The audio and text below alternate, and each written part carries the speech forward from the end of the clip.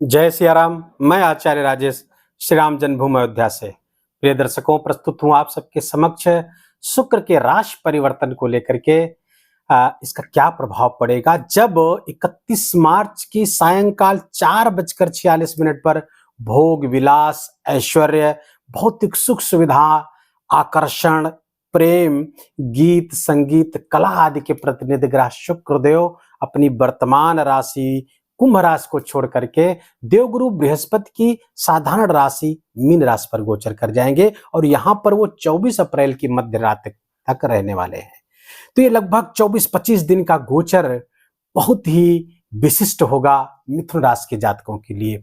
क्यों होगा आइए इसको समझते हैं। देखिए पहले तो मीन राशि शुक्र की उच्च राशि है और उच्च कोई ग्रह जब उच्च का होता है एग्जाल्टेड होता है तो बहुत ज्यादा मात्रा में परिणाम शुभ परिणाम लेकर के आता है। तो यहां पर शुक्रदेव आपके दसम स्थान पर गोचर के हो रहे हैं, दसम स्थान पर गोचर कर रहे हैं और वो आपके पंचम स्थान के कारक हैं। तो त्रिकोण के स्वामी केंद्र में गोचर करेंगे, बहुत ही शानदार होगा। और द्वादश के भी स्वामी है तो द्वादश का दोष चूंकि लगता नहीं है शुक्र को, ये विशेष छूट केवल शुक्र को प्राप्त है, द्वादश का दोष नहीं लगता, फलतः दसम स्थान पर गोचर बहुत ही श्रेष्ठ गोचर होगा शुक्र का मिथुन राशि के जातकों के लिए। हम अभी नक्षत्रों पर आएंगे तो और विस्तार से आप इसको समझ पाएंगे। देखिए शुक्र यहां पर राहु के साथ भी संयुक्त होंगे तो वहां पर थोड़ा सा आपको बहुत ही सावधान रहना है, उसको भी हम चर्चा करेंगे। तो पहले तो दसम स्थान पर गोचर आपके लिए अत्यंत श्रेष्ठ हो सकता है यदि आपके जीवन में भटकाव ना आया तो। स्त्री वर्ग से अगर आप उलझे नहीं, कहीं पे काम करते हैं आप, अपने उच्चाधिकारी अगर आपकी महिला है, यदि आप महिला हैं तो पुरुष उच्चाधिकारी, यदि आप पुरुष जातक हैं तो महिला उच्चाधिकारी से उलझिए नहीं। कुल मिलाकर के अपोजिट सेक्स से आपको बहुत ही सावधान रहना होगा इस गोचर काल के दौरान, तभी आपको इसका सर्वोत्तम लाभ होगा, अन्यथा किसी पचड़े में पड़ सकते हैं। राहु भी साथ में है, लेन देन में आप कुछ गड़बड़ी आपके पैदा हो सकती है, इसलिए कुछ भी लेन देन करें, आर्थिक गतिविधियां एकदम पेपर वर्क और पारदर्शी ढंग से करेंगे तो ये गोचर आपके लिए बहुत श्रेष्ठ होगा। किसी भी विपरीत लिंगी से किसी भी प्रकार का विरोध विवाद मोल न लें। पिता के स्वास्थ्य का आप ध्यान रखिए। हाँ, नौकरी वालों के लिए बहुत श्रेष्ठ है। यदि आप नौकरी कर रहे हैं, चाहे वो सरकारी नौकरी हो या प्राइवेट नौकरी हो, नौकरी करने वालों के लिए बहुत अच्छा है। व्यापार करते हैं उसके लिए भी बहुत अच्छा है, नया कार्य व्यापार शुरू करने के लिए बहुत अच्छा है, केंद्र में गोचर करेंगे। यदि आप गीत संगीत कला गायन वादन नृत्य आदि से जुड़े हुए हैं, अत्यंत श्रेष्ठ गोचर है। यदि उसकी शिक्षा ले रहे हैं, क्योंकि यहां पर पंचम के भी कारक हैं, यदि उसकी शिक्षा भी ले रहे हैं तो भी आपके लिए बहुत अच्छा है, कुछ बड़ी अपॉर्चुनिटी आपको मिल सकती है।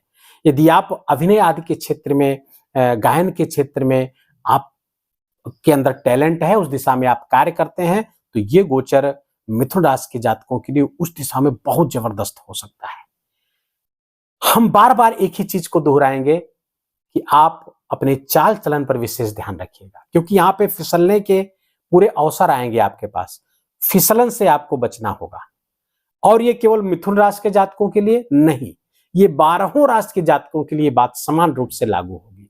अभी आप देखेंगे मीडिया में बहुत सारी बातें आपको सुनाई पड़ेंगी कि ऐसे ऐसे लोगों के बारे में चारित्रिक दुराचार की खबरें आपको सुनने की मिलेगी।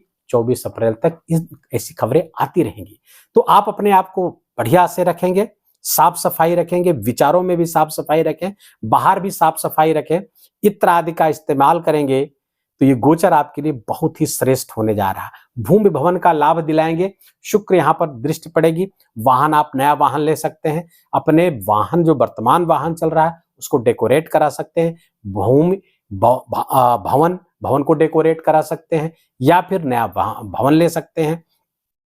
तो कुल मिलाकर के ये गोचर भूमि भवन वाहन से भी बहुत अच्छा है। माता के स्वास्थ्य में कोई समस्या पहले से चल रही थी तो वो भी सही होगी, लेकिन यदि मां मधुमेह से पीड़ित है तो आपको सावधान रहने की आवश्यकता है।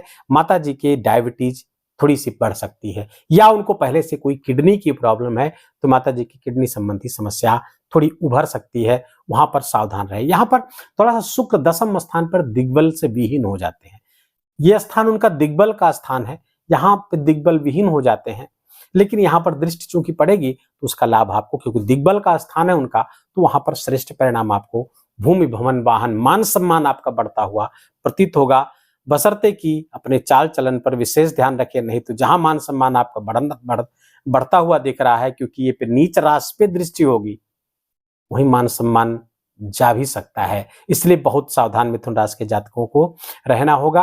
अभी हम कुछ उपाय बताएंगे, वो और भी आपके लिए सटीक होगा, उसको करेंगे तो शुक्र राहु की इस युति का विशेष प्रभाव आपके ऊपर नहीं पड़ेगा। देखिए, यहाँ पर शुक्र 3 नक्षत्रों पर गोचर करेंगे। पूर्वाभास नक्षत्रों का विश्लेषण हम जब एक ग्रह के राशि परिवर्तन के प्रभाव को लेकर आते हैं, तो हम नक्षत्रों का विशेष वर्णन करते हैं, क्योंकि नक्षत्रों के आधार पर, नक्षत्र स्वामियों के आधार पर ये गोचर विशेष हो जाता है। तो नक्षत्र के गोचर पर बात करेंगे तो 3 नक्षत्रों पर गोचर करेंगे यहाँ पर,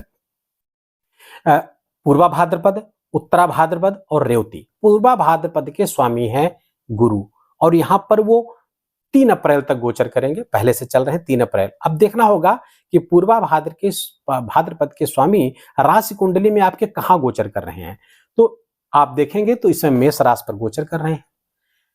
मेष राशि में गोचर जब करेंगे तो शुक्र उनकी नक्षत्र पर आएंगे तो एकादश का लाभ बढ़ जाएगा, क्योंकि मेष राशि एकादश लाभ है, तो लाभ मार्ग आपको प्रशस्त हो जाएगा, प्रमोशन आदि की संभावनाएं बढ़ जाएंगी। अब राहु गुरु जहां रहता है उस भाव को एक्सपेंड करता है, उसी के नक्षत्र पर आएंगे शुक्र, तो लाभ मार्ग आपका विस्तीर्ण होगा, बढ़ेगा, धन लाभ होता हुआ दिख रहा, इच्छाएं पूर्ति होती हुई दिख रही हैं। अब यहाँ पे 3 अप्रैल के बाद नक्षत्र परिवर्तन कर देंगे शुक्रदेव, आ जाएंगे उत्तरा भाद्रपद। उत्तरा भाद्रपद नक्षत्र है शनि का। शनि कहाँ गोचर कर रहे हैं? शनि को देखना होगा अपनी मूल त्रिकोण राशि भाग्य स्थान पर, तो भाग्य आपकी वृद्धि होगी, भाग्य से बहुत कार्य आपको बनते हुए दिखेंगे। भाग्यवश कई रुके हुए काम आपके बन सकते हैं, क्योंकि शुक्र और शनि में मित्रता है, शुक्र शनि की युति भी बहुत अच्छी है। तो ऐसे में जब शुक्र शनि के नक्षत्र पर आएंगे तो अपना सर्वोत्तम परिणाम देंगे। आप कार्य क्षेत्र आपका बहुत अच्छा रहेगा, कार्य क्षेत्र में जो भी काम करेंगे वहां पर सफलता प्राप्त होगी। मैंने प्रारंभ में बताया, अगर वो फैशन डिजाइनिंग से संबंधित है, कला, नृत्य, संगीत, इन सब चीजों से जुड़ा हुआ है, तो और भी ज्यादा वो सफलता लाकर दे सकता है आपको। अब 14 अप्रैल तक तो यह उत्तरा भाद्रपद पर रहेंगे। उत्तरा भाद्रपद के बाद 5 मई तक, 14 अप्रैल से 5 मई तक शुक्र रेवती नक्षत्र पर गोचर करेंगे। उसके स्वामी हुए बुध, बहुत विशिष्ट गोचर है, ध्यान से समझिएगा। अब बुध के नक्षत्र पर जब गोचर करेंगे तो हमको देखना होगा बुध कहां पर गोचर कर रहे हैं। तो बुध शुक्र के साथ ही गोचर करेंगे, 9 अप्रैल से पुनः मीन राशि पर आ जाएंगे वक्री होकर के, और यहां पर गोचर करेंगे शुक्र के साथ ही। अच्छा, अब यहां पर एक बात और ध्यान देने की बात है कि मीन राशि शुक्र की तो उच्च राशि है, लेकिन बुध की नीच राशि है। अब बुध जब उच्च और नीच की राशि के ग्रह वहीं पर विराजमान होते हैं तो नीच भंग राजयोग बन जाता है। तो फलतः जब शुक्र बुध के नक्षत्र पर आएंगे तो आपके लिए बहुत ही श्रेष्ठ परिणाम देने लगेंगे। फलतः शुक्र के जो परिणामों के बारे में बात हमने की उसमें वृद्धि हो जाएगी। सोशल मीडिया इन्फ्लुएंसर्स के लिए बहुत अच्छा समय है ये। अगर आप काउंसलिंग करते हैं, एडवाइस देते हैं, इन्वेस्टमेंट संबंधित, बैंकिंग से संबंधित, कंप्यूटर से संबंधित, मैथमेटिक्स से संबंधित, इन सब क्षेत्रों से अगर आप जुड़े हुए हैं तो आपके लिए सर्वोत्तम लाभ हो सकता है। आप सॉफ्टवेयर इंजीनियर है, वहां पे भी आपको लाभ प्राप्त हो सकता है। अब चूंकि द्वादश के स्वामी होंगे तो आपको फॉरेन से भी लाभ दिला सकते हैं।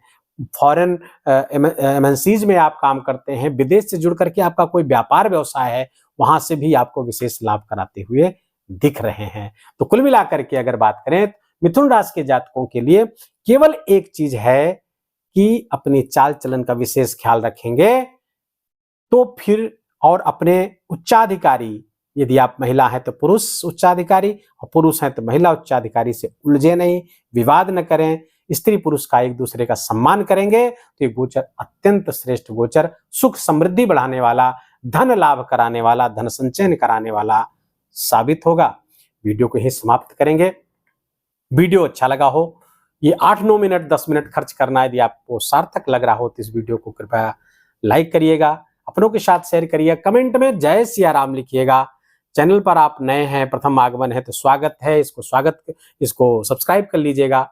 बेल आइकन घंटी दबाना मत भूलिएगा। अपना ख्याल रखिए, अपनों का ख्याल रखिए, माता पिता की खूब सेवा करिए, उनका आशीर्वाद लीजिए। जय सिया राम।